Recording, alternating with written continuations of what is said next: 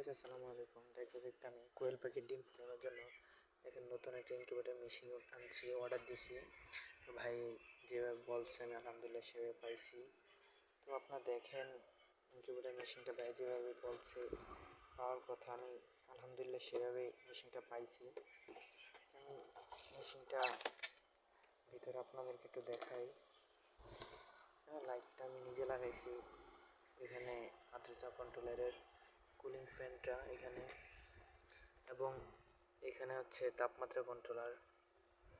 এখানে ভিতরে ডিম দেওয়ার আগে আপনাদেরকে নতুন ভিডিও দিব এভাবে কীভাবে আমি কুলার থেকে ডিমটা পাইছি, সেই ভিডিওটা তো দিব।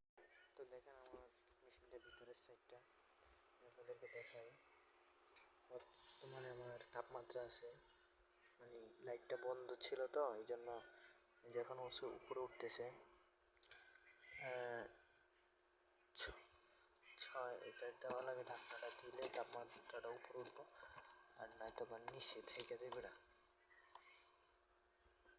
বুঝছেন? কারণ এটা আস্তে আস্তে উপরে উঠবে। এখন তাপমাত্রা কন্ট্রোলার দেখাটা নিজে আস্তে আস্তে এখন উপরে উঠবে, ঢাকনাটা দিয়ে দিছি। আর এখানে আর্দ্রতা কন্ট্রোলারটা আছে, এই যে উপরে উঠতেছে। এটা হচ্ছে আমার মেশিনটা। সবাই দোয়া করবেন আমার জন্য।